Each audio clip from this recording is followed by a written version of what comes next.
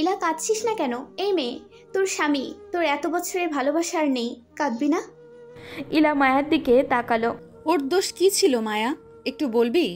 ও তো কোনো দাবি করেনি, কোনো আন্দোলন করেনি, কাউকে কিছু বলেনি, শুধু অন্যায়টা মানতে পারেনি বলে চাকরি ছেড়ে বাচ্চাগুলোকে পানি দিতে গিয়েছিল। এটাই ওর ভুল? মায়া ইলাকে জড়িয়ে ধরল। এই প্রশ্নের উত্তর যে তার কাছেও নেই। মায়া জড়িয়ে ধরতে ইলা জোরে চিৎকার করে কাঁদতে লাগলো। কুহু নিজেকে সামলাতে পারল না। সিয়াম আরাজের কাছে এসে বলল, আরাজ আহাদের ডেথ সার্টিফিকেট। আরাজ চোখ মুছে সার্টিফিকেটটা নিয়ে তাচ্ছিল্য করে হাসল। ন্যাচারাল মৃত্যু দেখেছেন ভাই? জলজন্ত একটা মানুষকে মেরে দিয়ে ন্যাচারাল ডেথ বলে চালিয়ে দিচ্ছি। এরা কি মানুষ? সিয়াম আরাজের পাশে বসে ওর কাঁধে হাত রাখলো। মনুষ্যত্ব যদি থাকতো ওই বাচ্চাগুলোকে ওরা মারতে পারতো না। তুমি এসব কি বলছো হাসিব? তুমি আমার ভীষণ বিশ্বস্ত। রেজিগনেশন লেটারটা হাসিব দাইয়ানের টেবিলে রেখে বলল, দুঃখিত স্যার, জীবনে বহু পাপ করেছি, কিন্তু বাসায় তো আমারও বউ বাচ্চা আছে। যখন আমার ছোট ছেলে গিয়ে জিজ্ঞেস করে বাবা ভাইয়াদের মেরে ফেলেছে, আমি কিছু বলতে পারি না, কারণ আমার বস মানে প্রধানমন্ত্রীর ভয়ে চুপ করে আসেন আর আমাকে থাকতে বলেছেন। আমি নিজেকে বিলিয়ে দিয়েছি আপনার সব কাজে। বিশ্বস্ত হয়েছিলাম, আপনার ধোঁকা দেইনি আপনাকে, কিন্তু আমি আর পারবো না। দরকার পড়লে বুক পাতে দিব বন্দুকের গুলির সামনে। এতে যদি একদিন পাপগুলো আল্লাহ ক্ষমা করে। আসছি স্যার। দায়ান দুই হাত জোর করে বসে রইল সোফায়। হাসিব বেরিয়ে যাওয়ার আগে আরও একবার পিছনে তাকিয়ে বলল, আপনি হয়তো জানেন না, মিসেস মায়া ম্যাডামের বন্ধু আহাদ, হয়তো নাম শুনবেন বা দেখবেনও, ছাত্রদের সামান্য পানি আর খাবার দিতে গিয়ে মারা গেছে। এখনো সময় আছে স্যার, এগিয়ে যান। আল্লাহ কিন্তু সব দেখছে। ন্যায়ের লড়াইয়ে মৃত্যু হলেও শহীদের মৃত্যুর সম্মান পাবো। আসছি স্যার। দায়ান ভাবতে পারছে না হাসিব এইসব বলছে। এইসব হাসিব ওর কথাই চলতো। সে আজ ওকে এত কথা বলে গেল, ন্যায় অন্যায় শিখাচ্ছে ওকে। আচ্ছা, এইবার কি একটু বেশি অন্যায়কে সাপোর্ট করা হয়ে যাচ্ছে নাকি? আহাদ চলে যাওয়ার 2 দিন হয়ে গেছে, এখনও নিশ্চুপ সবাই, কেউ যেন নিজের মাঝেই নেই। ঘটনার আকস্মিকতায় সবাই স্তব্ধ, মায়ের মুখেও হাসি নেই। আরাজেরও কাজে মন নেই, সারাক্ষণ টিভির সামনে পড়ে থাকে। এখন তো আবার নেটও নেই। ইলাকে আরেকটা ফোন করো না, আসতে বলো ওকে। আমি ফোন করিনি ভেবেছ? নেট নেই, চারিদিকে কারফিউ জারি করা হয়েছে, কখন কি হবে কে জানে। ও যদি আমাদের সাথে থাকতো তাহলে ভালো হতো। আমি একই কথাটা বলেছিলাম, কিন্তু ও বলল যেটা হারানোর হারিয়ে ফেলেছি, আর কিছু হারানো নেই, এই বলে ফোন কেটে দিয়েছে। মায়া গিয়ে আরাজের পাশে বসলো। ওর কাঁধে নিজের মাথা রেখে চোখটা বন্ধ করলো। চোখের কার্নিশ বেয়ে গড়িয়ে পড়লো নোনা পানি। আরাজের পরনের শার্টে পড়লো খানিকটা। আরাজ বুঝতে পারলো মেয়েটা কাঁদছে। আরাজ মায়াকে নিজের দিকে ফিরালো। ইলার সামনে এইরকম কেঁদো না, দুর্বল হয়ে যাবে সে। যতটুকু কাঁদার আমার সামনে কাঁদো। মায়া জড়িয়ে ধরলো আরাজকে, নিঃশব্দে চোখের পানি ফেলতে লাগলো। আরাজ মাথায় হাত বুলিয়ে দিয়ে বলল, আমারও কি কষ্ট কম হচ্ছে? আমার সঙ্গে সঙ্গে থাকতো ছেলেটা, আমার বিশ্বস্ত হয়ে উঠেছিল কয়েকদিনেই। কি করে ভুলবো আমি সব? আমি ভুলতে চাই না, বিশ্বাস করো আমি ভুলতে চাই না। যা হবে দেখা যাবে, কিন্তু ও আমার স্মৃতিতে সারা জীবন স্মরণীয় হয়ে থাকবে। সেই সময় বারান্দা থেকে দৌড়ে মিশি নিজের পুতুলটাকে নিয়ে আসলো। মা বাবার সামনে এসে হাত তালি দিয়ে বলতে লাগলো, লেগেছে, রক্তে আগুন লেগেছে। মায়া চমকালো। আরাজের সাথে একবার চোখাচোখি করে মিশিকে কোলে বসিয়ে বলল, এইসব কি বলছিস তুই? কোথায় শুনেছিস? নিচে সবাই বলছে, আমারও ভীষণ ভালো লেগেছে। মা, আমিও ওদের মতো বলবো। মায়া মিশিকে জড়িয়ে ধরল, চোখের পানি আরও একবার ছেড়ে বলল, বলিস না মা, ওরা কাউকে ছাড়বে না, কাউকে না। মুহূর্তের মধ্যেই গোলাগুলির শব্দ ভেসে আসলো। মিশি মাকে জড়িয়ে ধরল। আরাজ দ্রুত গিয়ে সব জানলা দরজা লাগিয়ে দিল।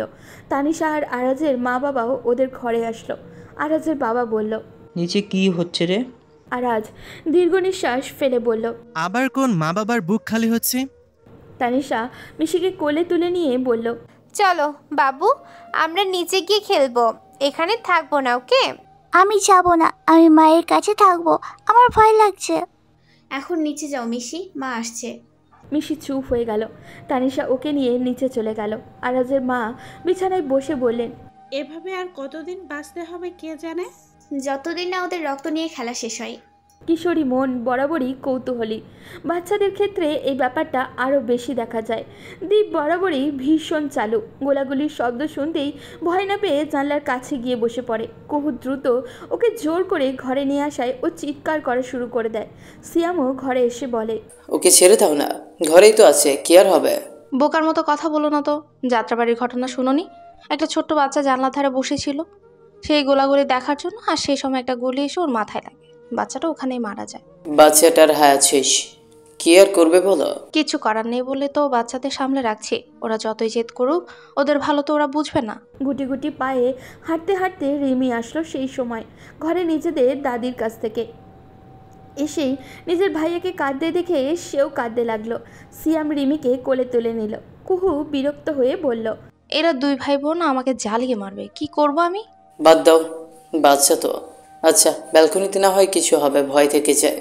একটা কাজ করি, ওকে ছাদে পাঠিয়ে দিই, দুইজনে খেলবে, সমস্যা হবে না, রেলিং আছে তো।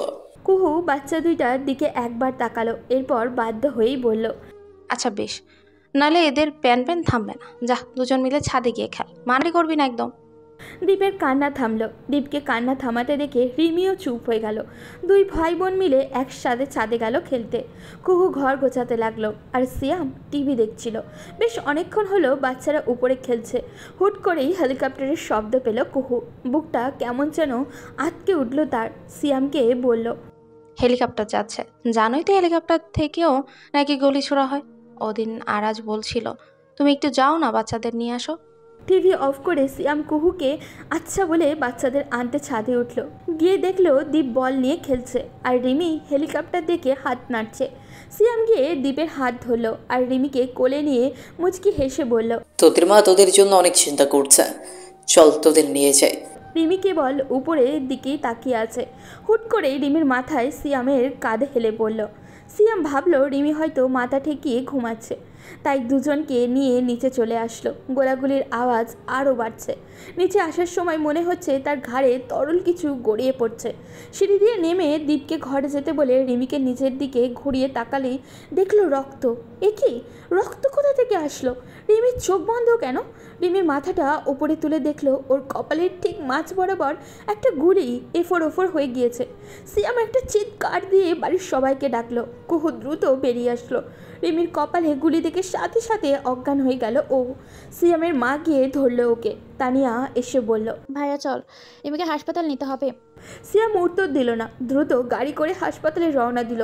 দুর্ভাগ্যবশত হাসপাতালে ঢোকার আগেই ডক্টর রিমিকে দেখে মৃত ঘোষণা করে দিলেন। লাল টুকটুকে জামা পরে আছে আমার রিমি। সেই লাল টুকটুকে জামা পরা দেহটাকে নিয়ে হাঁটু মুড়ে বসে পড়ল সিয়াম। তাকিয়ে আছে তার 2 বছরের শিশু সন্তান রিমির দিকে।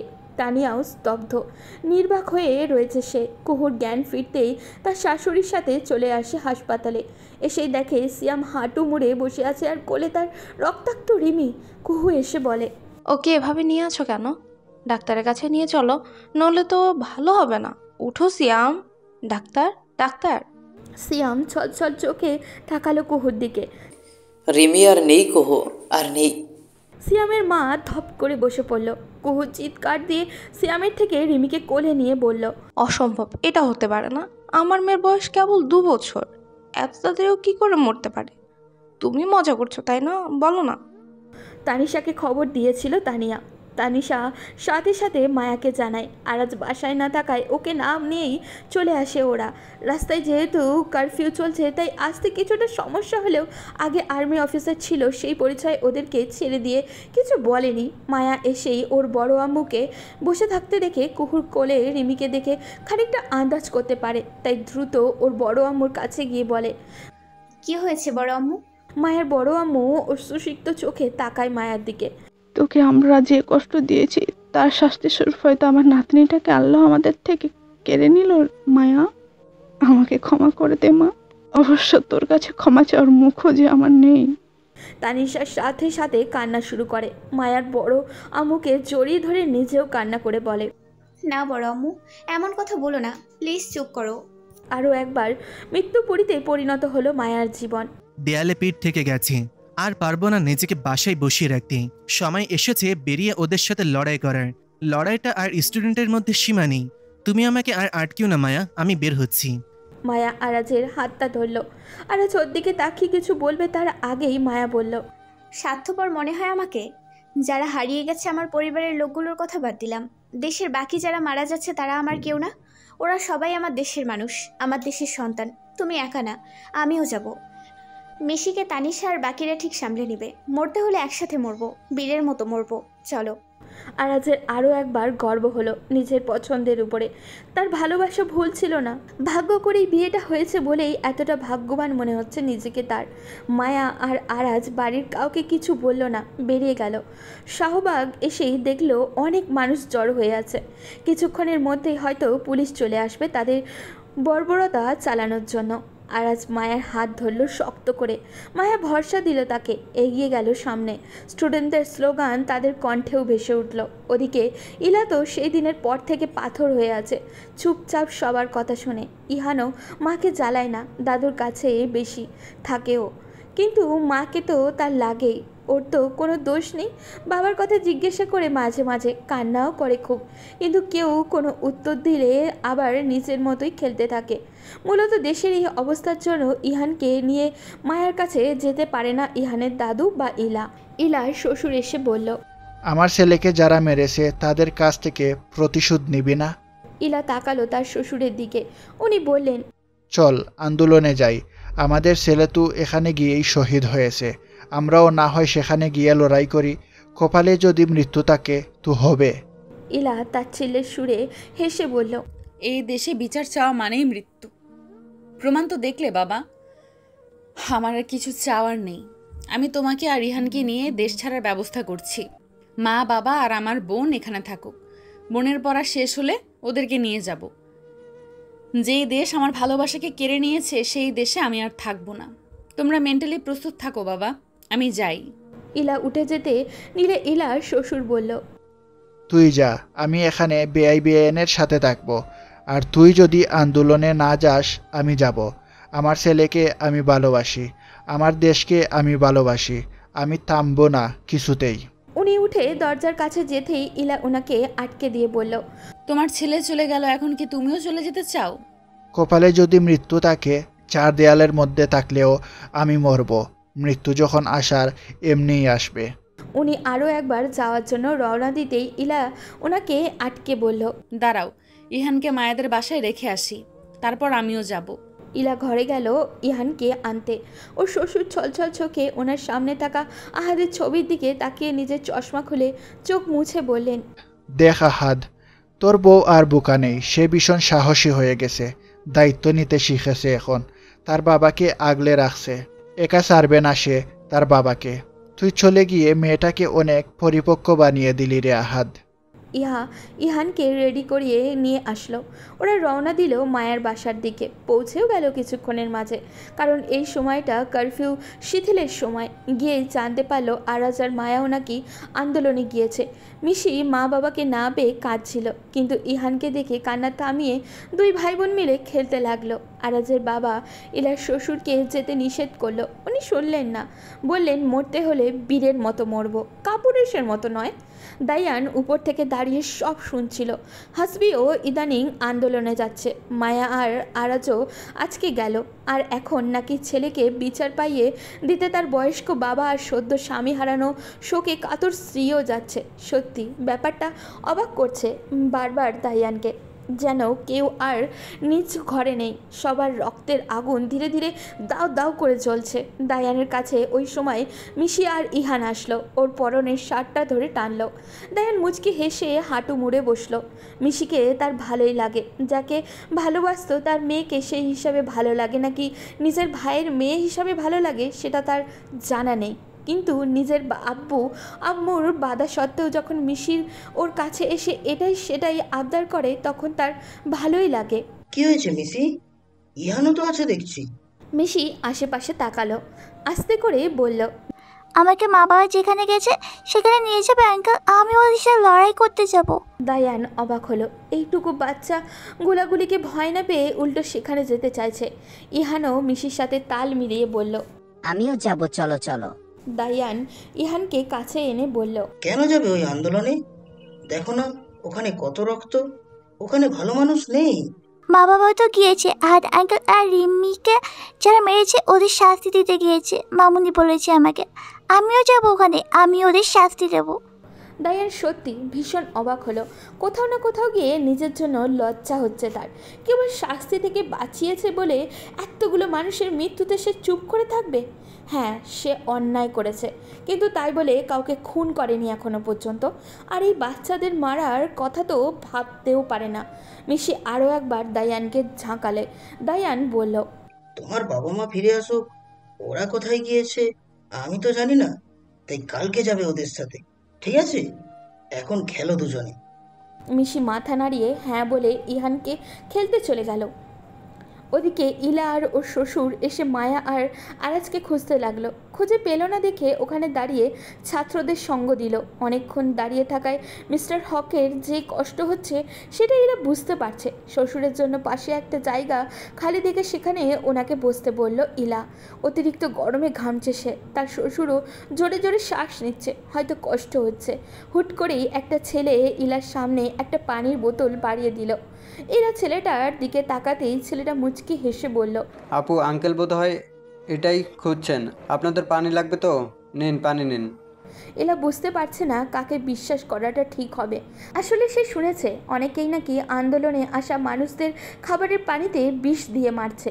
ছেলেটা হয়তো ইলার ভয় বুঝতে পারছে। আপু, ভয় পাবেন না, ছোট ভাই হিসেবে দিলাম। আঙ্কেল এই বয়সেও এসে নিজের মেয়েকে নিয়ে ঘরে বসে না থেকে আমাদের পাশে এসে দাঁড়িয়েছে, তাই দিলাম। আচ্ছা, আপনার ভরসা হচ্ছে না তো? ছেলেটা বোতল থেকে এক ঢোক পানি নিয়ে খেলো, তারপর ইলাকে দিয়ে বলল, আশা করি এইবার আর ভয় নেই আপু। তুমি হয়তো আমাকে ভুল বুঝছো, আসলে আমি। ছেলেটা মুচকি হেসে বলল, কি বলছেন আপু? আপনি একদম ঠিক করেছেন। অনেক ভাই বোনকে চোখের সামনে মরতে দেখলাম তো, তাই চাই না আর কেউ এই অপরাধীর চক্রান্তের শিকার হয়ে মারা যাক। আপনি প্লিজ এরকম সতর্ক থাকবেন। কোনো প্রয়োজন হলে এইখানে আপনার অনেক ভাই আছে, ওদের ডাকবেন। আসছি আপু। ছেলেটা ছুটে চলে গেল ভিড়ের মাঝে। ইলা পানির বোতলটা মিস্টার হককে দিলেন। ছেলেটার যাওয়ার পথে আরও একবার তাকালো ইলা। হুট করে দেশের মানুষগুলো কেমন বদলে যাচ্ছে না? যেখানে ফ্রিতে কিছুই পাওয়া যায় না সেখানে ফ্রিতে পানি, খাবার সব পাওয়া যাচ্ছে। যেখানে কেউ মরে পড়ে থাকলেও কেউ ঘুরেও তাকাতো না, সেখানে সবাই যেন কেউ একটু কাহিল হলেও তাকে এসে নিজের কাঁধে নিয়ে দাঁড় করিয়ে দিচ্ছে। সময় আমাদের শিক্ষা দেয়, প্রতি মুহূর্তেই বদলে দেয়, নতুন কিছু শেখায়। এখন ইলার মনে হচ্ছে এসে ভুল করেনিও। শেষ পর্যন্ত সে থাকবে এই সুন্দর মুহূর্ত আর সংগ্রামী মানুষদের সাক্ষী হয়ে থাকতে চায় সে। মায়া আরাজ বাড়ি ফেরার কিছুক্ষণ পরেই ইলা আর মিস্টার হকও ফিরলেন। সবটা শুনলো মায়া আর আরাজ। ওরা অনেক খুঁজেছিল ওদের, কিন্তু পায়নি। টুকিটাকি কথাবার্তা শেষে ওনারা চলে যেতে নিলে মায়া বলে, তোরা কালকে আন্দোলনে যাবি তো? ইলা মাথা নাড়িয়ে হ্যাঁ বলল। তখন মায়া বলল, তাহলে আর বাড়ি গিয়ে কাজ নেই, থেকে যায় এখানে আমাদের সাথে। কালকে সবাই একসাথে আন্দোলনে যাব। কথাটা কিন্তু ভুল না রে ইলামা, বাসায় আমারও ভালো লাগে না, বিশেষ করে আহাত যাওয়ার পর। মুহূর্তেই পরিবেশটা থমথমে হয়ে গেল। আহাত চেনা অচেনা সবার কাছে এখন একটা ইমোশনের নাম হয়ে গেছে। বিশেষ করে পানি খেতে গেলেই আরাজ আর সিয়ামের সামনে ভাসে সেই দিনের সেই পানি দেওয়ার দৃশ্য।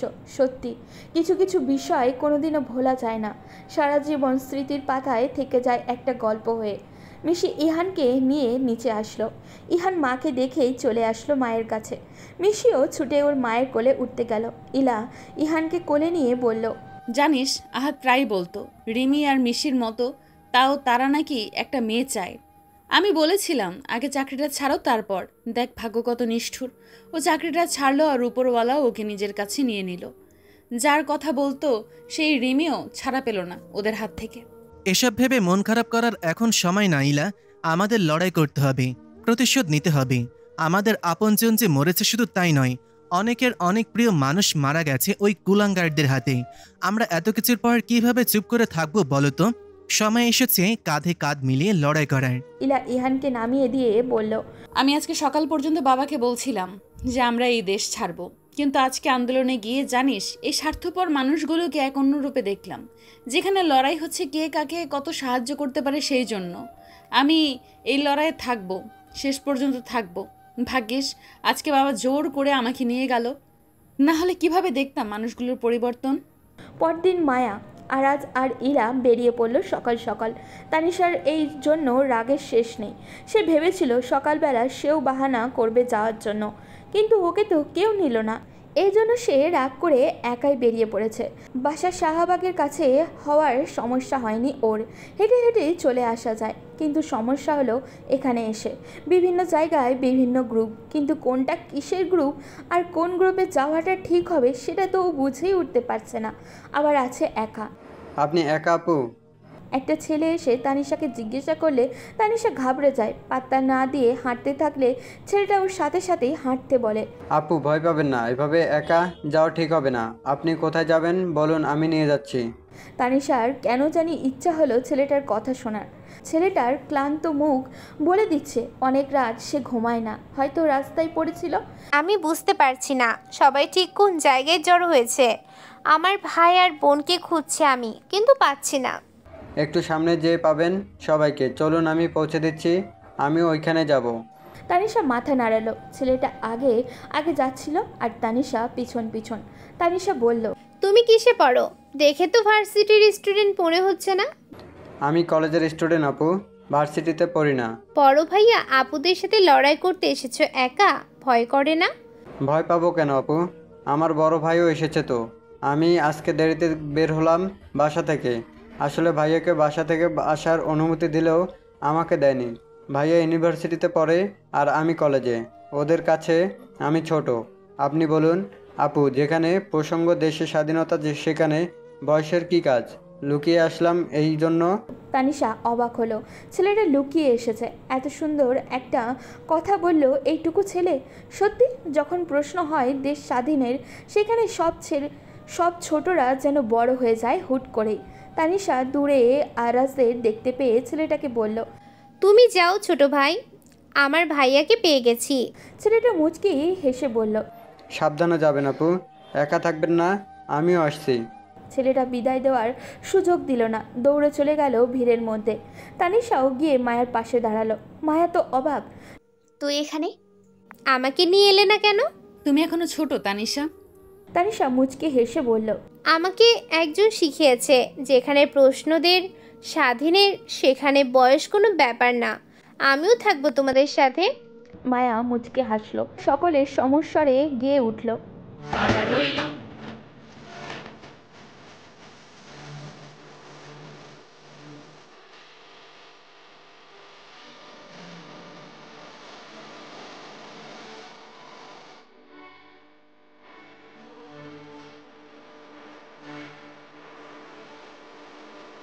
গান গাওয়ার শেষে আবারও শুরু হলো হত্যা খেলা। গুলির আওয়াজ ভেসে আসছিল। সবাই একসাথে দৌড় দিচ্ছিল, একজন এক এক জায়গায়। আরাজ মায়ার হাত ধরল, ইলা ধরল তানিশার হাত। আরাজ বলল, আমরা আশেপাশে লুকিয়ে থাকবো, গুলি কমলেই আবার একসাথে জড়ো হব। আপাতত আশ্রয় নেই কোথাও একটা। সামনে একটা বাড়ি দেখতে পেল ওরা। সেই বাড়ির ভিতরে ঢুকে আড়ালে লুকিয়ে গেল। আশেপাশে যাদের দেখলো দৌড়াতে, তাদেরই ইশারায় আরাজ এখানে চলে আসতে বলল। প্রায় অনেক মানুষই আশ্রয় নিল বাড়ির ভেতর। দারোয়ানের চোখে ব্যাপারটা পড়তেই উনি গেটে তালা দিয়ে বললেন, চিন্তা করবেন না, আপনারা শব্দ না করে লুকিয়ে থাকুন, আমি ওদের দেখব। সবাই চুপ করে রইল। বাইরে থেকে কেউ একজন বলল যে একটা লোক পুলিশের গুলির সামনে বুক পেতেছে, ওর পায়ে নাকি গুলি লেগেছে। পুলিশ ওনাকে নিয়ে নিখোঁজ করে ফেলার আগে যেন ওকে কেউ উদ্ধার করে। আরাজ দারোয়ানকে বলল দরজা খুলে দিতে। মায়া বুঝলো আরাজ কি চায়। হাত একবার আটকে ধরতে চাইলেও নিজের হাতকে সরিয়ে নিল মায়া। ভাগ্য যদি থাকে আরাজ ঠিকই বেঁচে ফিরবে ওর কাছে। দরজা খুলতেই আরাজ বেরিয়ে গেল। সামনে তাকাতেই দেখলো একটা লোক দুই হাত মেলে দাঁড়িয়ে আছে পুলিশের সামনে। ওর এক পা দিয়ে রক্ত পড়ছে। পুলিশ আরও একবার বুলেট ওর আরেক পায়ে মারল। লোকটা বসে পড়ল। আরাজ সবার আগে গিয়ে লোকটিকে ধরে। চেহারা চোখে পড়তেই আরাজের মনে পড়ে এটা হাসিব, দায়ানের বিশ্বস্ত লোক। এই মূলত মায়ের পরিচয় দায়ানকে জানায়, কিন্তু এখন এইসব ভাবার সময় নয়। সবার আগে মনুষ্যত্ব।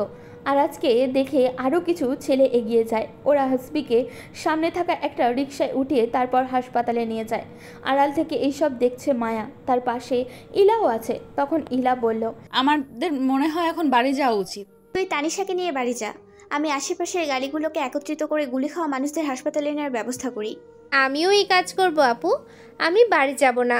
ইলাও যেতে নাকচ করলো। মায়া সহ আরও একজন ছেলে বেরিয়ে এলো আড়াল থেকে। আশেপাশে থাকা সিএনজি রিক্সা যে যা পেয়েছে তাতেই পড়ে থাকা গুলিবিদ্ধ লাশগুলোকে উঠিয়ে নিয়ে হাসপাতালে যাচ্ছে, যদি কেউ বাঁচে। পাশেই হাসপাতাল থাকায় মায়া, তানিশা আর ইলাও গেল কিছু মানুষকে হাসপাতালে নিয়ে। ওদেরকে এমার্জেন্সিতে ঢুকিয়ে মায়া একটু দূরে আরাজকে পাথরের মতো দাঁড়িয়ে থাকতে দেখে ছুটে গেল। তানিশা যাচ্ছিল সেই সময় একটা কান্নার শব্দে থেমে গেল। পিছনে তাকিয়ে দেখলো একটা ছেলে কোলে আরও একটা ছেলেকে আগলে ধরে কাঁদছে। তানিশা এগিয়ে গিয়ে দেখতেই চমকে গেল, এটাই তো সেই ছেলে যে তানিশাকে সাহায্য করেছে। ও কি তবে? সেই সময় ওকে কোলে নিয়ে থাকা ছেলেটার আর্তনাদ করে বলল, তোকে কেন আমি লুকিয়ে আসতে বললাম ভাই? আমি এখন বাড়ির সবাইকে কি জবাব দেবো? ওই কুলঙ্কারগুলো যে তোকে ছাড়লো না রে ভাই। তানিশা 2 পা পিছিয়ে গেল। অজান্তেই চোখ থেকে পানি পড়ল তার। কানে বাজছে একটাই কথা, যেখানে কথা হয় দেশ স্বাধীনের, সেখানে কি বয়স দেখা ঠিক? একটু আগে সেই জলজ্যান্ত ছেলেটা আর নেই। তানিশা আশেপাশে শুনতে পেল আর্তনাদ।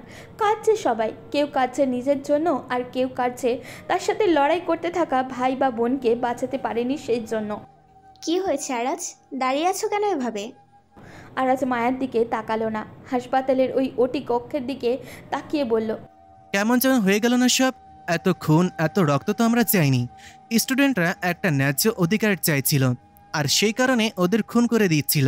ওরা কি বুঝবে কোনোদিন কি পরিমাণ পাপ জমা হচ্ছে ওদের? ওরা যদি ঠিক ভুল পাপপুণ্য বুঝতো তাহলে সাধারণ জনগণকে মারার আদেশ দেওয়ার আগে 2 বার ভাবতো। যাই হোক, তুমি আর এসব ভেবো না, আপাতত বাসায় চলো। যতটা করার আমরা করলাম, বাকিটা আল্লাহ ভরসা। আবার কালকে আসবো।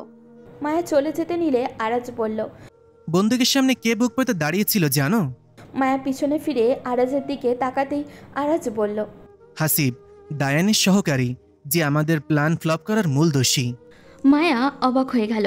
পাল্টা কোনো প্রশ্ন করার আগেই আরাজ আবারও বলল, খারাপ লোকগুলোর মনেও দরদ হয়েছে, তারাও এগিয়ে এসেছে, প্রাণের পরোয়া করছি না। ওদের যদি হেদায়েত হতে পারে তাহলে শামীমা চৌধুরী কেন কিছুই বুঝতে চাইছে না? তানিশা আরাজের কাছে এসে বলল, বোঝার আর কিছু নেই ভাইয়া, ওনাকে পদত্যাগ করতে হবে, এটাই শেষ কথা। তানিশার এইরকম কর্কশ কণ্ঠে তেজি কথায় অবাক হলো মায়া। মেয়েটা বরাবরই ভীত স্বভাবের, এইভাবে সে কারোর ক্ষতির কথা ভাবে না, কিন্তু আজকে ওর কণ্ঠে যেন অন্য এক তানিশার প্রতিফলন দেখছে মায়া। তবে কি সত্যি দেশের কথা উঠলে সবাই বড় হয়ে যায়? গুলি বের করে নেওয়া হয়েছে, জ্ঞান ফিরেছে, যান দেখা করে আসুন। তেমন কিছু হয়নি, ভাগ্য ভালো, গুলি ছুঁয়ে বেরিয়ে গেছে। একটা পায়ে লেগেছে, কিছুদিন হাঁটতে অসুবিধা হবে, কিন্তু তেমন কিছু হয়নি। এইটুকু বলে ডাক্তার বেরিয়ে গেল। হাসবিকে বেডে দেওয়া হলে তানিশা, মায়া, আরাজ সবাই যায় ওর সাথে দেখা করতে। আরাজকে দেখে হাসিব ও উঠে বসতে চাইলে আরাজ নিষেধ করে। আরাজ গিয়ে হাসিবের পাশের টুলে বসে। তখন মায়া বলে, এখন কেমন আছেন আপনি? কোনো সমস্যা হচ্ছে? আপনার ছেলে আর বউকে খবর দেওয়া হয়েছে, ওরা চলে আসবে কিছুক্ষণের মধ্যে। হাসিব কেবল হাসলো। সেটা দেখে আরাজ বলল, আপনি তো দায়ানের লোক, দায়ান তো চুপ করে আছে, সে আপনাকে বলেনি এসবে না জড়াতে? হাসিব দীর্ঘ নিঃশ্বাস ফেলে বলল, আমি ওর লোক ছিলাম, দেশের স্বার্থে ওনার সঙ্গ ছাড়লাম। নিজের পাপ খানিকটা হলেও যদি কমাতে পারি সেই আশায়। আপনাদের ধন্যবাদ আমাকে বাঁচানোর জন্য। হয়তো আল্লাহ চেয়েছেন আপনি আরও লড়াই করুন, তাই উনি আপনাকে বাঁচিয়ে দিয়েছেন। এই মনোভাব নিয়েই লড়াই শেষ পর্যন্ত থাকবেন। আশা করি আল্লাহ আপনাকে নিরাশ করবেন না। হাসিব মুচকি হাসলো আরও একবার। তানিশা, মায়া, আরাজ বেরিয়ে আসলো কেবিন থেকে। বাসায় এসে সবাইকে উদ্বিগ্ন হয়ে বসে থাকতে দেখে আরাজ এগিয়ে গেল ওদের কাছে। মাকে জিজ্ঞাসা করলো, কি হয়েছে মা, মনমরা হয়ে আছো কেন তোমরা? আরাজের মা দ্রুত বসা থেকে উঠে ওদের দিকে তাকিয়ে বলল, অবশেষে তুই ফিরে আসলি সুস্থ অবস্থায়। কি ভয়ঙ্কর কাণ্ড হয়েছে জানিস? যে ছেলেগুলো আন্দোলনের নেতৃত্ব ছিল তাদের ডিবি অফিসার ধরে নিয়ে জোর করে আন্দোলন বন্ধ করার কথা বলা হচ্ছে। ভয় লাগছে রে বাবা। এই তো এরকম অনেক কিছু ওরা এখন করবে, বুঝেছো মা? হেরে যাচ্ছে বুঝতে পারছি যে। তোমরা এত চিন্তা করো না তো। ইলা তো ইহানের কাছে যা, বাচ্চাটা ছোট, সারাদিন তোকে ছেড়ে আছে হয়তো। ইলা বলে উপরে চলে গেল। ওদিকে তানিশার ঘরের পাশ দিয়ে যাচ্ছিল দায়ান। সেই সময় তানিশাকে কারোর সাথে ফোনে কথা বলতে শুনল। কি সমস্যা হবে পোস্ট করলে? ধরে নিয়ে যাবেন?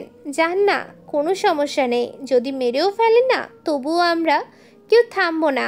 নেট অফ করেও তো আটকাতে পারেননি, তাহলে ভাবলেন কি করে এখন আটকাতে পারবেন? আমি পোস্ট করব, আন্দোলনও যাব। আসেন মুখোমুখি দেখা করি। বলে ফোন কেটে দিল তানিশা। অনলাইনে একটা আইডি থেকে বারবার তাকে থ্রেট দেওয়া হচ্ছিল যেন সে আন্দোলন নিয়ে কোনো পোস্ট না করে। বহুবার টেক্সট ইগনোর করার পরও ওই আইডি থেকে বারবার মেসেজ আসায় আজকে বাধ্য হয়েই ফোন দিল তানিশা ওই লোকটিকে। তানিশা ফোন কাটতেই দায়ান দরজার পাশ থেকে সরে গেল। অবাক হলো খানিকটা। মেয়েটাকে সে ভীতু মনে করেছিল, এই কারণেই মূলত সে বিয়ে করেছিল। ভেবেছিল মেয়েটা হয়তো তার বাবার মতো স্বার্থপর, কিন্তু না, এই মেয়েটা অন্যায়ের বিরুদ্ধে কথা বলার সাহস আছে। ব্যাপারটা সত্যিই অদ্ভুত। শান্ত শান্ত মানুষগুলোর চোখে আজ আগুন। আন্দোলনে এসেই আরাজ, মায়া, তানিশা আর ইলা দেখতে পেল কিছু স্টুডেন্টদের জোর করে ধরে নিয়ে যাচ্ছে পুলিশ। আরাজ সেটা সহ্য করতে না পেরে মায়ের কথা না শুনেই চলে গেল ছেলেগুলোকে বাঁচাতে। পুলিশের কাছে গিয়ে বলল, হেই অফিসার, ওদের ধরছেন কেন? পুলিশ প্রথমে আরাজকে খুব খারাপ ভাষায় গালিগালাজ করলো। আরাজ নিজের রাগ কন্ট্রোল করতে না পেরে একটা পুলিশের কলার ধরতেই আরেকটা পুলিশ বলল, আরে এটা কেউ ধর, এতদিন আর্মিতে থেকে সরকারের নুন খেয়ে এখন সরকারের বিরুদ্ধে কাজে লেগে গেছে শালা।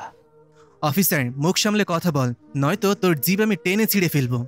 এই দাঁড়িয়ে দেখছিস কি? ধর ব্যাটাকে। পুলিশের গায়ে হাত দেওয়ার ফল ওকে বুঝিয়ে দিব। মায়া ওদেরকে তর্ক করতে দেখে ছুটে আসলো সেখানে। দুইজন পুলিশ আরাজের দুইটা হাত ধরে আছে। আরাজ ছোটার চেষ্টা করছে না, সেও ওদের সাথে সাথে যাচ্ছে। মায়া কাছে গিয়ে বলল, অফিসার, ওদের সবাইকে ধরেছেন কেন? কি করেছে ওরা? আপনার স্বামী জামাত শিবির করে। আমাদের কাছে খবর আছে উনি সেনাবাহিনীর সাবেক একজন অফিসার হয়েও টাকার লোভও দল যোগ দিয়েছেন। ওদের সাথে মিল, যেখানে সেখানে আগুন লাগাচ্ছেন। আমরা এই অপরাধে ওনাকে ধরে নিয়ে যাচ্ছি। মায়া অবাক, মানে কোথা থেকে কোথায় কানেক্ট করার চেষ্টা করছে এরা। ছাত্র আন্দোলনের মধ্যে রাজনীতি কিভাবে আসলো, আর আরাজি বা কবে ওইসব দলে যোগ দিল? আপনাদের কোথাও ভুল হচ্ছে অফিসার, আমার স্বামী তো। আরাজ মায়াকে আটকে বলল, কোনো এক্সপ্রেশন দিও না মায়া। মনে রেখো, আমরা যে পরিস্থিতিতে দাঁড়িয়ে আছি সেই পরিস্থিতিতে আটক হওয়া সকলে এক একটা বীর যোদ্ধা। তোমার স্বামী যোদ্ধা হয়ে জেলে যাচ্ছে, তোমার আমার ওপর গর্ব হওয়া উচিত। আরেকটা কথা, তুমি কিন্তু বলেছিলে আমার সব পদক্ষেপে তুমি আমার পাশে থাকবে।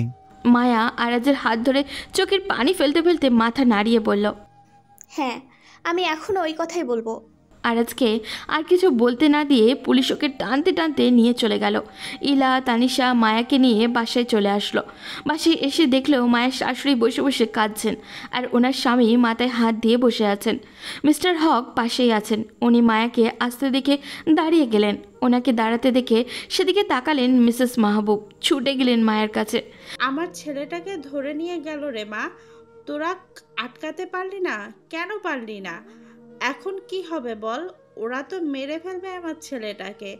আমি কি তবে আহাদের মতো আমার ছেলেকেও হারিয়ে ফেলবো?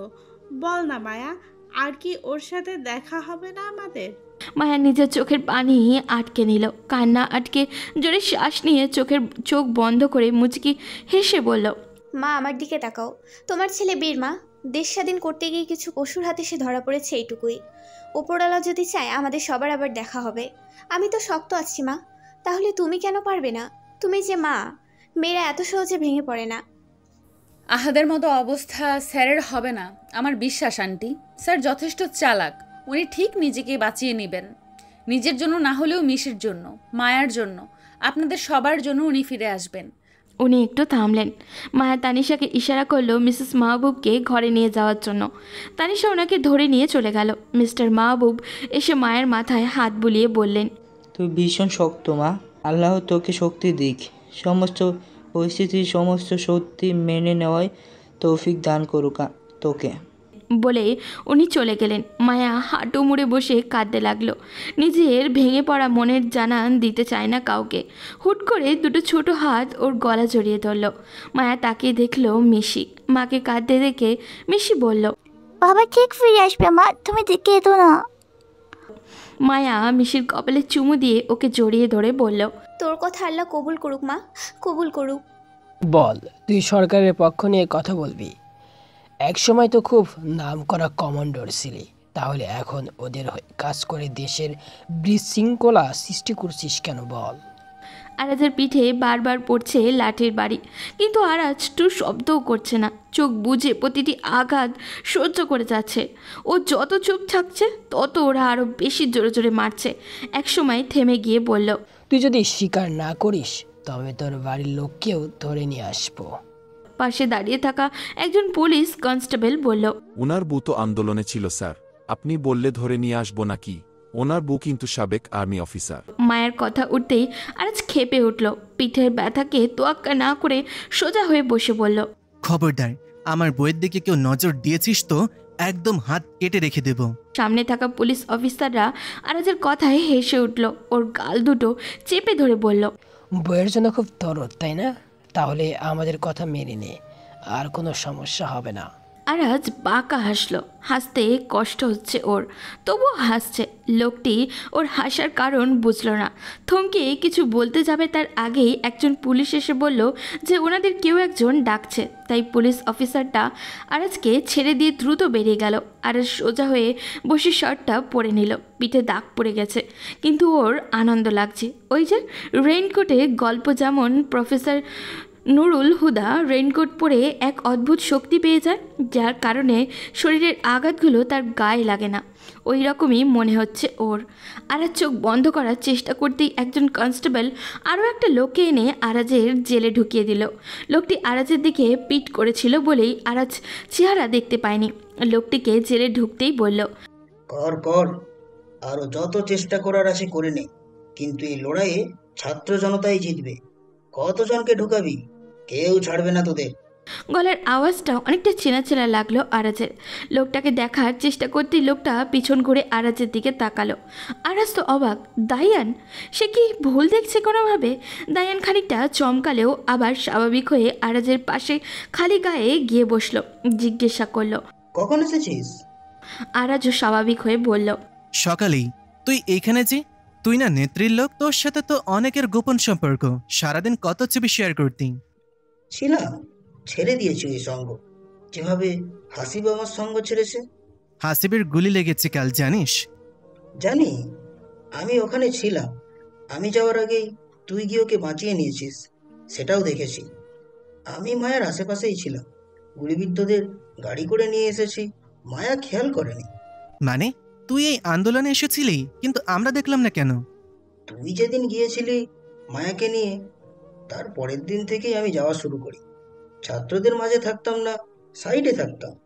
ওদের বিপদে যতদূর যাওয়া সম্ভব চেষ্টা করতাম। আসলে আমার খোঁজ নেওয়ার মতো বাড়ির কেউ নেই।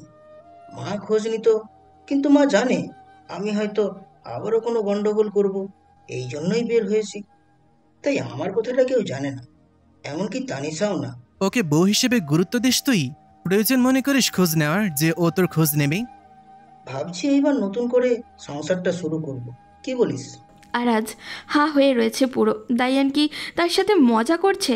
সবটা তো অদ্ভুত লাগছে তার কাছে, নাকি নতুন কোনো চাল এটা?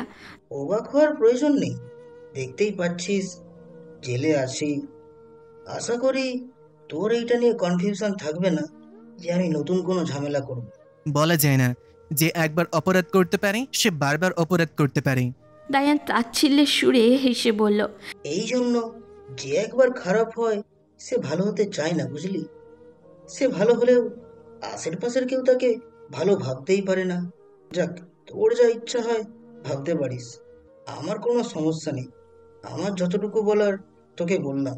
আরাজ কিছুক্ষণ চুপ থেকে আবারও জিজ্ঞাসা করলো, তোর এই সুবুদ্ধি আসার কারণ কি? বিশ্বাস তো করবি না, জিজ্ঞাসা করছিস কেন? জিজ্ঞাসা যখন করেছি নিশ্চয়ই বিশ্বাস আছে। রক্ত তো ফেলে দেয় কিভাবে? বিদেশে থেকে এইটুকু আমি বুঝেছি, সবকিছু ছেড়ে থাকা গেলেও পরিবার ছেড়ে থাকাটা কত মুশকিল।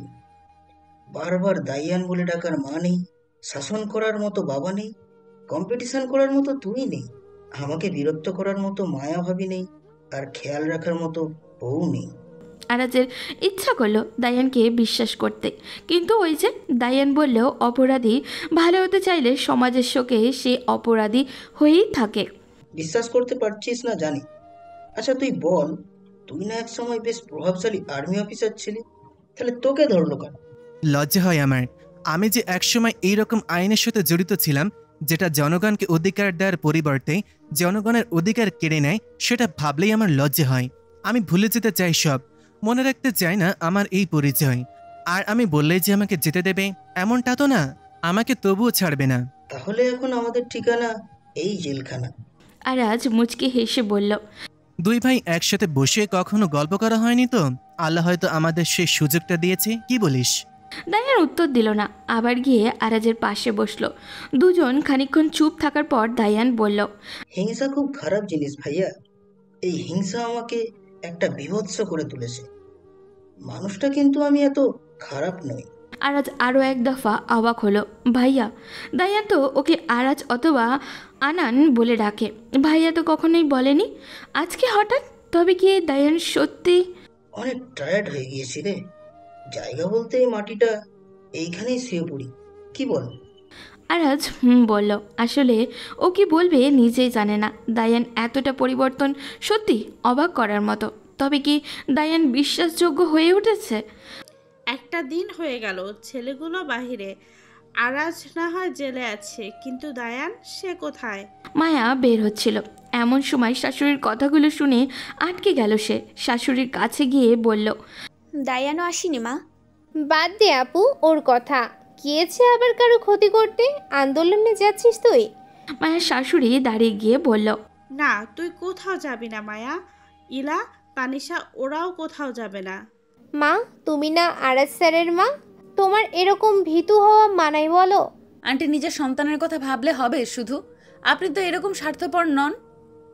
মৃত্যু যদি থাকে তবে যেভাবেই হোক সেটা হবে। প্লিজ আন্টি একটু বুঝুন।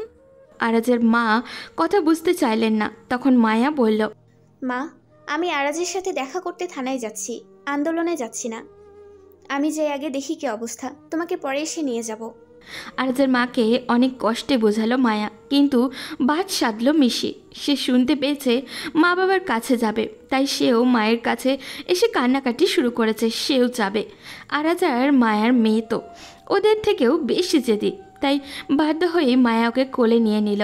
আসলে মায়া আরাজের কাছে যাবে ঠিকই, কিন্তু এরপরও আন্দোলনে যাবে। মিশিকে নিয়ে গেলেও কিভাবে কি করবে? পরে ভাবলেও কোনোভাবে আরাজের সাথে ওকে দেখা করিয়ে তানিশা বা কাউকে দিয়ে ওকে বাসায় পাঠিয়ে দিবে। সেই কারণে সাথে ইলা আর তানিশাকেও নিল।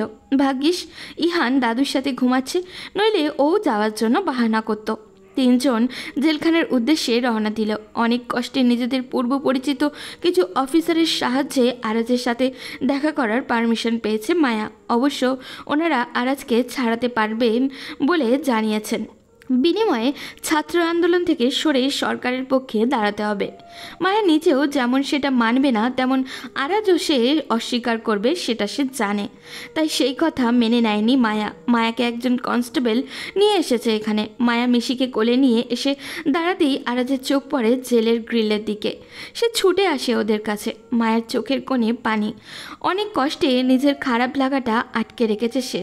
মুচকি হেসে বলল, কেমন আছো জিজ্ঞাসা করব না, আমি জানি তুমি ভালো নেই, শুধু তোমাকে ভরসা দিতে এলাম। জয় খুব কাছে, তুমি চিন্তা করো না, সব ঠিক হবে, তুমি জলদি ছাড়া পেয়ে যাবে। মিশির গালে একটা হাত রাখলো আরাজ, আরেকটা হাত দিয়ে মায়ের চোখের কোণের পানি মুছে দিল। কে বললো আমি খারাপ আছি? বীরের মতন জেলে ঢুকেছি, কোনো অপরাধী হয়ে নয়। বিশ্বাস করো আমি খুব ভালো আছি। খারাপ আমি তখন থাকবো যখন দেখবো তুমি হাল ছেড়ে দিয়েছো। মিশি বাবার কোলে যেতে চাইল, কিন্তু আরাজ তো ওকে নিতে পারবে না। কিছু লোহার দণ্ড যে বাবা মেয়ের মধ্যে বিভেদ সৃষ্টি করেছে। মিষ্টি গাল ফুলিয়ে এপাশ ওপাশ তাকাতেই পিছনে বসে থাকা দায়ানকে দেখে আঙ্কেল বলে ডাকলো। মায়া মিশি যেদিকে তাকিয়েছে সেই দিকেই তাকিয়ে দায়ানকে দেখে অবাক হয়ে গেল। আস্তে করে আরাজকে বলল, দায়ান কি করছে এখানে? আরাজ পিছনে বসে থাকা দায়ানের দিকে একবার তাকিয়ে বলল, ছাত্রদের পাশে দাঁড়িয়েছিল বলে ওর নেত্রী ওর হাত ছেড়ে দিয়েছে, এখন ওর এই অবস্থা। সাবধানে থেকো, ওকে বিশ্বাস করো না, আবার নতুন কোনো চাল হতে পারে। এইবার বোধ হয় আর সেটা হবে না মায়া। আমার ভাই তো, আর একটাবার হাত কাটলাম ওর সাথে, বুঝতে পেরেছি অনেকটাই ছেলেটা বিদেশ থেকে এসেই বদলে গেছে, কেমন শান্ত হয়ে গেছে। আমি জানি না কিছুই, আমি শুধু জানি তোমাকে ঠিক থাকতে হবে আমাদের জন্য, আমাদের পরিবারের জন্য। মাথা গরম করে কিছু করো না, খুব তাড়াতাড়ি তুমি ছাড়া পেয়ে যাবে, আমার বিশ্বাস। কালকে তো লং মার্চ ডেকেছে তাই না? তুমি কিভাবে জানলে? এখানে সবাই তো এই ব্যাপারেই কথা বলে। যাই হোক, কালকে ওরা অনেকভাবে চেষ্টা করবে সবাইকে আটকানোর, সাবধানে যেও তোমরা। তোমাকে যেটা বললাম সেটা মাথায় রেখো। আর আজ মায়ের থেমে যাওয়ার কারণটা বুঝলো। দায়ানকে নিয়ে সে ভয়ে আছে। আর আজ ভরসা দিল। জেলের গ্রিলে হাতের উপরে হাত রাখলো দুইজন। মিশি পাশ দিয়ে বলল, বাবা তুমি চিন্তা করো না, আঙ্কেল আর তুমি বাসায় চলে যাবে দেখো। আরাজ মেয়ের কথায় হাসলো। দায়ান উঠে আসলো এইবার। আরাজের পাশে দাঁড়িয়ে মিশিকে বলল, এইবার তোমরাও যাও মিশি সোনা, এইখানে বেশিক্ষণ থাকা তোমাদের জন্য সেফ না। মিশির নাম করে কথাটা যে আসলে মায়াকে বলল এটা মায়া বুঝেছে। তুমি সাবধানে থেকো আরাজ, মাথা গরম করো না। আর হ্যাঁ, তোমার ভাইকে বলে দিও তার ঘরে বউ আছে, আর সেই বউ আমার বোন। আমার বোনের জন্য হলেও ওনাকে বাসায় যেতে হবে, তাই উনিও যেন মাথা গরম না করে। দায়ান মায়ার কথার উত্তর দিল না। পুনরায় নিজের জায়গায় গিয়ে বসলো। মায়ের সামনের দিকে হাঁটা দিতেই আরাজ আরও একবার ওকে ডাকলো। মায়া ঘুরে তাকাতেই আরাজ মিশির গালে আরও একবার হাত রেখে বলল, আমার মেয়েটা যদি সাহস দেখাতে চায় তবে ওকে আটকেও না। ভাগ্যে যদি হেরে যাওয়া থাকে তবে অন্তত এটা বলে বুঝ দিতে পারবো যে আমরা সবাই লড়েছি। আশা করি আমি কি বলেছি তুমি বুঝতে পেরেছো। মায়া মিশির দিকে একবার তাকিয়ে মাথা দোলালো। আরাজের কাছে আরও একবার বিদায় নিয়ে সে বেরিয়ে আসলো। ইলা আর তানিশা বাইরেই অপেক্ষা করছিল ওর জন্য। দায়ান যে জেলে আছে সেটা মায়া খুলে বলল ওদেরকে। ওদেরও ভয় হচ্ছে দায়ান আবার কিছু করে না বসে আরাজের সাথে, কিন্তু এখন তো কিছু করার নেই। মায়া তানিশাকে বলল মিশিকে বাসায় নিয়ে যেতে, কিন্তু মিশির একই কথা, সে ওর মায়ের সাথে বাসায় যাবে, নইলে না। ও জানে মা এখন আন্দোলনে যাবে, তাই মাকে ধরতে পারলে সেও আন্দোলনে যাবে। সবাই ওকে বোঝানোর চেষ্টা করলো, কিন্তু মেয়ে ওর মায়ের ওড়না খিচে ধরে আছে, কিছুতেই ছাড়ছে না মাকে। তানিশা বলল, কি করবি আপু? মায়া কিছুক্ষণ চুপ করে রইল। মিশির কান্না মাখা মুখটা দেখল, মুচকি হেসে ওর দুই গালে চুমু দিয়ে বলল, যাবি আমার সাথে? অনেক গোলাগুলি হবে কিন্তু ভয় পেলে হবে না, রাজি? মিশি ছোট ছোট হাত দিয়ে চোখ মুছে বলল, না ভয় পাবো না, প্রমিস। তানিশা অবাক হয়ে বলল, এসব কি বলছিস আপু? আর কোনো উপায় নেই রে, বাসায় একবার গেলে মা আসতে দিবে না। এর থেকে ভালো মিশিকে নিয়ে যাই, ওর বাবাও অনুমতি আছে, আর আমি আমার সাথে রাখবো ওকে। ও ঠিক থাকবে, দেখিস, ভয় পাবে না। হ্যাঁ, আর আমরাও আছি সাথে। ওদের ভাই বোনেরা যদি বিনা ভয়ে লড়াই করতে পারে তাহলে ওদেরও এগিয়ে যাওয়া উচিত। ছোট থেকে এইটুকু শিক্ষা তো আমরা ওকে দিতেই পারি। আমিও মায়ের সাথে একমত। বাসায় যেতে পারলে আমিও ইহানকে আনতাম। সমস্যা নেই, কালকে আনবো, চল এখন। তানিশা, মায়া আর ইলা সোজা রওনা দিল শাহবাগের পথে। অনেকখানি রইল সেখানে। মিশি সত্যি অনেক সাহসী একটা মেয়ে, একটুও ভয় পায়নি সে। অনেক বৃষ্টি ছিল সেই দিন, কিন্তু থেমেছিল না কেউ। বাবুকে কোলে নিয়ে অনেকক্ষণই বসেছিল মায়া। আস্তে আস্তে ভিড় কমতে শুরু হলে ওরাও বেরিয়ে আসে। বাসায় এসেই নিজের শাশুড়ির বকা শুনে মায়া। অবশ্য তানিশা, ইলাও বাদ যায়নি ওদের বকা থেকে। আরও বেশি ভয় পেয়েছে যখন শুনল মিশিকে নিয়ে গেছে। আর ওইদিকে মিশি তো খুব খুশি। ইহানকে নিয়ে যাওয়া হয়নি বলে ভীষণ রেগেছিল ও, কিন্তু মিশি এসে বলল কালকে ওকে নিয়ে যাবে, যেন ও রাগ না করে। ওইদিকে মায়ের শাশুড়ি তো সম্পূর্ণ নিষেধ করে দিয়েছে। কালকে লং মার্চে ভয়ানক কিছু হবে, এইটাই ভাবনা তার। কিন্তু মায়া বুঝতে পারছে কালকে ভালো কিছু হবে। শামীমা চৌধুরীকে হারতেই হবে। যাই হোক, শাশুড়িকে আরও একবার মানে নিয়ে ওরা ঘরে চলে যায়। কালকের ব্যাপারটা না হয় কালকেই দেখা যাবে। পরদিন সকালবেলা নাস্তা খেয়ে মায়া, তানিশা আর ইলা একসাথে বসে আছে। কিভাবে যাওয়া যায় এই চিন্তা আপাতত তাদের। শাশুড়ি তো পুরো নিষেধই করে দিয়েছেন। নিজের নাতনির আবদারও রাখেননি তিনি। মিশি আর ইহানও মুখ ফুলিয়ে বসে আছে। কি করবি মায়া? আজকে শেষ দিনে যেতে পারবো না? মায়া দীর্ঘ নিঃশ্বাস ফেলে বলল, অনেক লোক তো আছে, আমরা না গেলে ওরা হারবে না, এইটুকু বিশ্বাস আমার আছে। আর বাকি রইল আমরা যেতে পারবো কিনা। সময় তো আছে, দেখি না কি হয়। ঠিক সেই সময় ডাইনিং থেকে সিয়ামের গলার আওয়াজ ভেসে আসলো। মায়া চমকে তানিশার দিকে তাকালো। কোনো ভয়ের কিছু হলো না তো আবার? দ্রুত নিচে নেমে গেল ওরা। সিয়াম আর কুহু এসেছে। কুহুর হাত ধরে আছে দীপ। মায়া এগিয়ে এসে জিজ্ঞাসা করলো, ভাইয়া ভাবি কি হয়েছে? তোমরা ঠিক আছো তো? সন্তান হারা মা আর কেমন থাকবে বলো মায়া? যাই হোক, তোমাদের নিতে আসলাম। আরাজের খবরটা আমরা জানি। যে আমাকে বললাম তো এতদিন ভয়ে বের হয়নি, কিন্তু আজকে বোধহয় আর ঘরে থাকা যাবে না। চলো যাওয়া যাক। মায়া তো পুরাই অবাক। এইটাই সেই কুহু যে কিছুদিন আগে ভয়ে গুটিয়েছিল, সন্তান হারার বেদনায় অর্থ পাগল হয়েছিল। কিরে তুই যাবি নাকি? অবশ্য তোর এত সাহস নেই। দীপের কথায় মিশি নাক ফুলিয়ে বলল, আচ্ছা আচ্ছা, অনেক সহজ আছে আমার। আমি কালকে গিয়েছিলাম আন্দোলনে, তুমিও গিয়েছো একদিনও। দীপ খানিকটা অপমান বোধ করলো। সে যেতে পারল না তার মায়ের কারণে, কিন্তু এই মেয়ে চলে গিয়েছে। দীপ উত্তর না দিয়ে আবারও মায়ের পাশে দাঁড়ালো। মায়ের শাশুড়ি এসে ওদের আটকে দিল। উনি কিছুতেই যেতে দিবে না। সিয়াম অনেক বোঝালো, কিন্তু উনি শুনতে নারাজ। কুহু বলল, আন্টি, আমার 2 বছরের মেয়েটা চলে গেছে। একটাই সম্পদ আমার। এখন এই ছেলেটা, আমি যদি ওকে নিয়ে সাহস দেখাতে পারি তাহলে আপনার কিসের ভয় আন্টি? মাদের যে ভয় পেতে নেই আন্টি, মায়েদের সাহসী হতে হয়। আপনাকেও যে হতে হবে। আজকেই শেষ মা, হয় এসপার না হয় ওসপার, কিছু একটা হবে। তুমি শুধু ভয়কে তাড়িয়ে আমাদের জন্য দোয়া করো, বিশ্বাস রাখো আমরা জিতবো। মায়ের শাশুড়ি অবশেষে বাধ্য হয়েই ওদের যাওয়ার পারমিশন দিলেন। মিশি আর ইহান শুনে খুশিতে লাফিয়ে উঠল। আপনাকে পদত্যাগ করতেই হবে, আর কোনো উপায় নেই। সেনাপ্রধান কথাটা শুনে শামীমা চৌধুরী রেগে গিয়ে টেবিলে থাকা সব ফাইল ছুঁড়ে ফেলে দিলেন। আমি যাব না। আমি ওই সামান্য স্টুডেন্টদের কথায় হার মেনে নিজের অর্জিত জায়গা কিছুতেই ছাড়ব না। আপনার কাছে আর কোনো উপায় নেই। এইখানে শুধু সামান্য স্টুডেন্ট নেই, সাথে জনতাও আছে। কেউ আপনাকে ছেড়ে দিবে না। ওরা গণভবনের দিকে আসছে, যে কোনো সময় এসে অ্যাটাক করতে পারে আপনাকে। যা করার দ্রুত করুন, আপনার ভালোর জন্যই বলছি। গুলি করছো না কেন ওদের? মেরে ফেলো সবাইকে। আপনি কি দেখেছেন মানুষ কতজন আছে? ওদের সবাইকে মারার জন্য যেই পরিমাণ বুলেট দরকার সেই পরিমাণ বুলেট নিয়ে আমাদের কাছে। আর মূল কথা, আমি এই নিরাপদ মানুষদের মারতে যাবই বা কেন?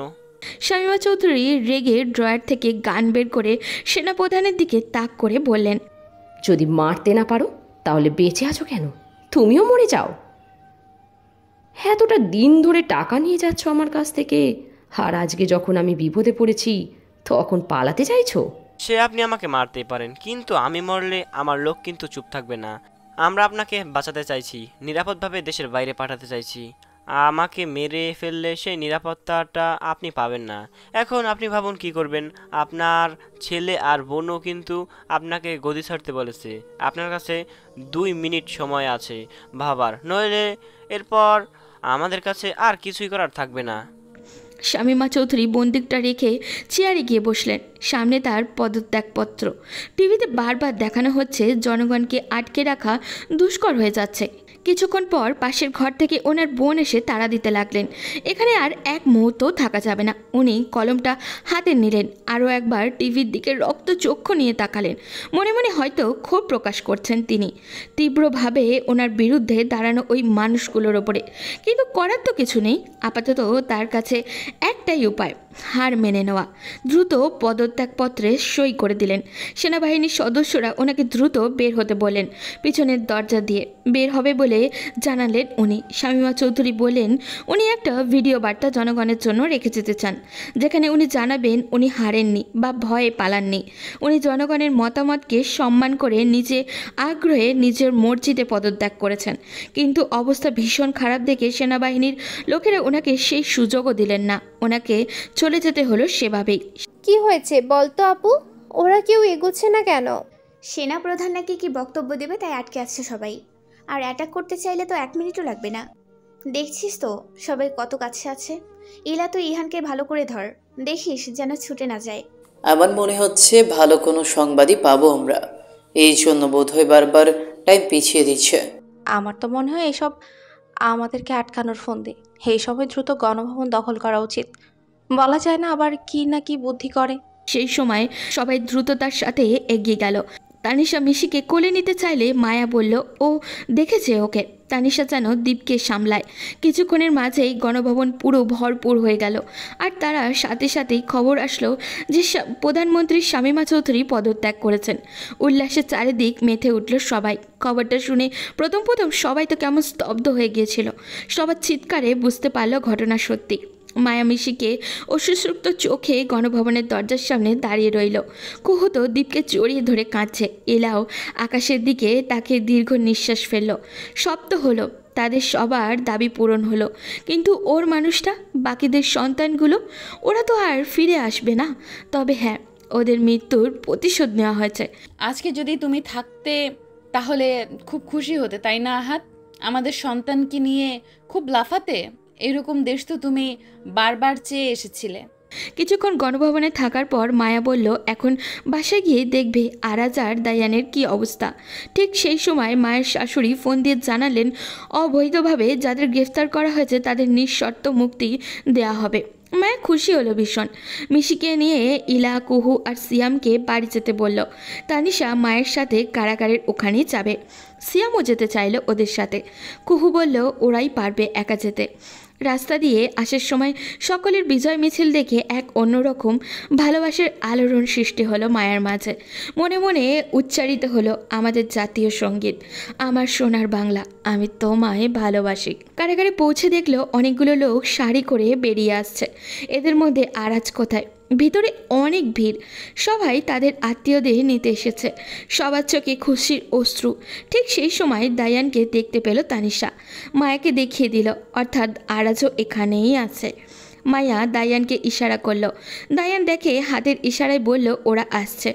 পিছনে আরাজকেও দেখা গেল। মায়ার মনে হচ্ছে বহু বর্ষ পর মানুষটাকে দেখতে পাচ্ছে সে। আরাজ মায়াকে দেখতে পায়। মুচকি হাসে দুজন। ঠিক সেই সময় কোথা থেকে গোলাগুলি শুরু হয়। হুট করে এইরকম অবাঞ্ছিত পরিস্থিতি তৈরি হওয়ায় অনেকেই সাথে সাথে লুটিয়ে পড়ে মাটিতে। দায়ান আগে থাকায় ওর দুই পায়ে গুলি ভেদ করে ওকে রক্তাক্ত করে চলে যায়। মাটিতে বসে পড়ে ও।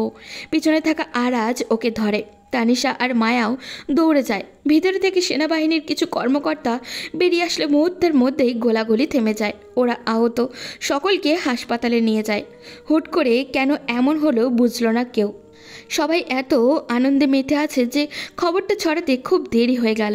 শুধু মায়াদের এখানেই না, আরও কয়েকটা এলাকায় এরকম হুট করেই গোলাগুলি শুরু হয়েছে। আর তাতে বহু লোক মারা গিয়েছে। সেনাবাহিনীও নিরুত্তর। তবে কি ওই মহিলা যাওয়ার আগে এই রকম রক্তলীলার আদেশ দিয়ে গেল? তবে এইটুকু সবাই বুঝেছে, এইগুলো পুলিশ কর্মকর্তা আর ওদের দালালের মধ্যে কেউ। ওরাই এইরকম তাণ্ডব চালিয়েছে। দায়ানকে আজ হাসপাতালে আনলো। প্রচুর ভিড় আজকেও। কি ভয়ানক! যেখানে সবার আনন্দে ঘুরে বেড়ানোর কথা সেখানে সবাই লাশ নিয়ে দৌড়াদৌড়ি করতে হচ্ছে। দায়ানের খবরটাও সিয়ামের বাড়িতে সবাইকে ফোন দিয়ে জানালো। আরাজ দুর্বল হয়ে বসে পড়ল। মায়া ওকে ধরল। ওদিকে তানিশা কাঁদছে। তখন আরাজ বলল, তবে কি আমার আরেক ভাইয়ের লাশ বয়ে নিয়ে যেতে হবে মায়া? আমার শার্ট বারবার রক্তে ভিজে যায় কেন? মায়া আরাজকে জড়িয়ে ধরল। সেও নিশ্চুপ। একটা মানুষ আর কত সহ্য করবে? সত্যি জানা নেই তার। তানিশা বলল, মানুষটা আমার না হোক, কিন্তু বেঁচে থাকুক। এতদিন তো এই ভরসায় ছিলাম যে উনি ফিরে আসবেন। এমন কিছু যেন না হয় যে আমার এই ভরসাটাও মরে যায়। সেই সময় ডাক্তার বের হলেন ওটি থেকে। জানালেন একটা খারাপ খবর। দায়ানের দুই পায়ে বেশ অনেকগুলো গুলি লেগেছে। হয়তো কেউ তাকে টার্গেট করেই মেরেছে। যেহেতু সে শত্রুদের দোসর ছিল একসময়, সারা জীবনের জন্য তার চলাফেরার শক্তি হারিয়ে ফেলেছে। তানিশা এতে ভেঙে পড়ল না। দায়ান বেঁচে আছে, এটাই আপাতত ওদের সবার কাছে সব থেকে খুশির খবর। ডাক্তারের থেকে অনুমতি নিয়ে কিছুক্ষণ পর তানিশাকে দায়ানের কেবিনে পাঠালো মায়া। তানিশাকে পাশে এসে বসতে দেখে সদ্য জ্ঞান ফেরা দায়ান মুচকি হাসলো। পাবিহীন কোনো স্বামীকে গ্রহণ করবে তানিশা? এইবার মনে হয় তোমার আর আমার ডিভোর্স কনফার্ম। ডিভোর্স কনফার্ম হতো যদি আপনার পা ঠিক থাকতো, আপনি শারীরিকভাবে অসুস্থ, সম্পূর্ণ অসুস্থ থাকতেন। কিন্তু এখন যেহেতু আপনি সুস্থ নন, তাই আপনাকে ছাড়বো না, কিছুতেই না। আপনি চাইলেও না। আপনি যখন সুস্থ হয়ে যাবেন, আপনার মনে হবে এই বউকে আর প্রয়োজন নেই, তখন না হয় দেখা যাবে। কিন্তু আমি আপাতত আপনাকে ছাড়বো না। দায়ান হাসল। তানিশার হাতটা ধরে দীর্ঘ নিঃশ্বাস ফেলে বলল, সরি তানিশা, সব কিছুর জন্য, তোমার জীবনটা নষ্ট করার জন্য। ভাগ্যিস একটা গুটি হিসেবে আমাকে বিয়ে করেছিলেন আপনি, নইলে এত সুন্দর পরিবার কোথায় পেতাম আমি। দায়ান আবারও হাসল। চলছে 2029 সাল, স্বাধীনতা অর্জনের 5 বছর চলেছে। আমাদের মিশিও অনেকটা বড় হয়ে গেছে। ইহান আর দীপও কিন্তু পিছিয়ে নেই। ইহান এখনও অনেকটাই শান্ত আছে, তার সব কথাবার্তা আর দুষ্টুমি মিশির সাথে। মিশি এখনও আগের মতোই দুষ্টু আছে। মায়া আর আরাজের সম্পর্কের গভীরতাও যেন দিন দিন বাড়ছে। ভালোবাসার কোনো কমতি নেই তাদের। কুহু আর সিয়ামও ভালো আছে অনেকটাই। দীপকে ঘিরেই এখন তাদের জীবন। বাচ্চা আর নেয়নি। মেয়ের স্মৃতি এখনও তাদের কুড়ে কুড়ে খায়। ইলাও অনেকটা ভালো আছে, তবে দিন শেষে সে একা। ওর শ্বশুর আর বেঁচে নেই। ইহানকে নিয়েই তার জীবন। 2-1বার মায়া বলেছিল ওকে বিয়ে করে নিতে, আরও একবার, কিন্তু ইলার রিয়াকশান আর রাগ করা দেখে দ্বিতীয়বার আর বলার সাহস পায়নি। ও জানে আহাদ আর ইলার ভালোবাসার পরিমাণ। তানিশা আর দায়ানের কথা ভাবছেন তো? হ্যাঁ, ওরাও বেশ ভালো আছে। তানিশা কলেজের প্রফেসর। দায়ান বাসায় বসেই নিজের বাবার কাজ যত দূর পারে করে। তার বাবা আর বেঁচে নেই, তাই একা একা আর সব সামলাতে পারে না। দায়ান তো পা নেই, সে চলাফেরা করতে পারে না। তাই বলে যে ও সারাদিন একা থাকে এমনটা না, ও একা থাকার সময়ই পায় না। স্কুল থেকে ফিরেই মামনি আসার আগ পর্যন্ত ওর সাথে চিপকে থাকে মিশি। খাওয়া দাওয়া, পড়াশোনা সব কিছু দায়ানের কাছে বসেই করে। এই নিয়ে মাঝে মাঝে আরাজের প্রচুর হিংসা হয়। মায়া কোনো দিন দেরি করে আসলে মিশি দায়ানের কাছে এসে রাতে শুয়ে পড়ে। নিজের বাবাকে পাত্তাই দেয় না। আরাজ প্রায় দায়ানকে বলে সে আরাজের সাথে হিংসা করেছিল ওর মা বাবার জন্য, আর আরাজের হিংসা করা লাগছে নিজের মেয়ের জন্য। কি একটা অবস্থা না? মায়াকে অনেকবার বলেছে যেন সে আরেকটা বেবি নয়। মায়াও ওর কথা পাত্তা দেয় না। আরও একটা বেবি হলে তখন তো দায়ানের সাথে মেয়েকে নিয়ে কম্পিটিশন করার কাউকে পাবে তো না কি? তানিশা কোনোদিনও মা হতে পারবে না। মূলত সমস্যাটা ওরই। নিজেকে তানিশা দায়ী করলেও দায়ান ওকে বোঝায়, বলে আসল দোষটা হলো দায়ানের। ওর পাপের শাস্তি আল্লাহ এখন ওকে গুনে গুনে দিচ্ছে। কিন্তু সব পেনে নিয়েই ওরা দুজনেই হ্যাপি আছে। মায়া আর দায়ানের সম্পর্ক এখন সাপে নেউলে। দায়ান ওর ব্যাপারে কিছু বললেই সাথে সাথে একটা ঝামেলা তৈরি হয়ে যায়। বোনের স্বামী দেখে শেষমেশে হার মেনে নিলেও চোখ রাঙাতে ভুলে যায় না মায়া। তানিশার অপেক্ষার ফল সে পেয়েছে। উপরওয়ালা যেমন পাপের শাস্তি দিতে জানে, তেমন ভালো কাজের জন্য পুরস্কারও দিতে পারে। এর জন্য হয়তো কিছু না থাকা সত্ত্বেও আজ তারা খুশি। আর বাকি রইল তানিয়া। তার অবস্থা তো করুণ। অনেকের টাকা নিয়ে পালিয়েছিল, অবৈধভাবে বিয়ের দোহাই দিয়ে সম্পত্তি কেড়ে নিয়েছিল। সব কিছু ওকে উস্কে দেওয়ার জন্য ও আর ওর মা জেলে আছে। মায়ের বড় মা এখন সিয়াম আর কুহুর সাথেই থাকে। মা কি করছো? আহাদের ছবি হাতে নিয়ে বাইরের দিকে তাকিয়েছিল ইলা। নিজের ছেলের কণ্ঠ শুনে সেই দিকে তাকালো। ইহানকে ডেকে নিজের কোলে বসিয়ে ওর বাবার ছবির দিকে ইঙ্গিত করে বলল, বাবাকে মিস করো? ইহান একটু মন খারাপ করে বলল, খুব মিস করি। ইহান নিজের মায়ের গলা জড়িয়ে ধরে বলল, কিন্তু তুমি আছো তো মা, তুমি থাকলে আমার কোনো কষ্ট লাগে না জানো। খালি তুমি যখন থাকো না, আমি একা থাকি, তখন কষ্ট হয় বাবার জন্য। ইলা ছেলের কপালে চুমু দিয়ে বলল, তোমার বাবা একটা ভালো কাজ করতে গিয়ে শহীদ হয়েছেন। তোমার বাবা তোমার কাছে সেরা। কোনো দিনও তার জন্য চোখের পানি ফেলো না, তাহলে যে বাবা কষ্ট পাবে। আর পরের সপ্তাহে তোমার নানা নানি আসবে, তখন আর তোমার একা লাগবে না, ওকে? ইহান মাথা দুলিয়ে হ্যাঁ বলল। তারপর খেলতে চলে গেল। ইলা আহাদের ছবিতে একটা চুমু দিয়ে বলল, তোমার ছেলে খুব বুঝদার জানো আহাদ, একদম তোমার মতো ঠান্ডা মাথার মানুষ। দেখো, ঠিক তোমার আদর্শে মানুষ করব আমি ওকে।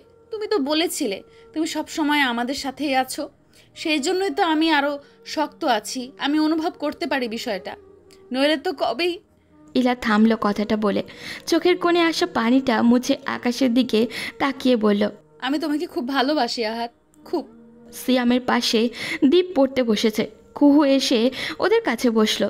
দীর্ঘ নিঃশ্বাস ফেলে বলল, আমাদের রিমি বেঁচে থাকলেও এমন হতো, তাই না? ও তো ছোটই থাকতো, বেশি বড় হতো না। চোখের পানি ফেললো কুহু। দীপ দেখতেই নিজের মাকে জড়িয়ে ধরে বলল, আমি আছি তো মা, কাঁদছো কেন? বোন খুব ভালো আছে জানো, আমার বিশ্বাস ও আমার স্বপ্নে আসে তো। কুহু দীপের কপালে চুমু দিয়ে ওকে পাশে বসিয়ে বলল, তুই আছিস বলেই তো বেঁচে আছি। সিয়াম মিথ্যা রাগ করার ভান করে বলল, আমার জন্য বুঝি নেই?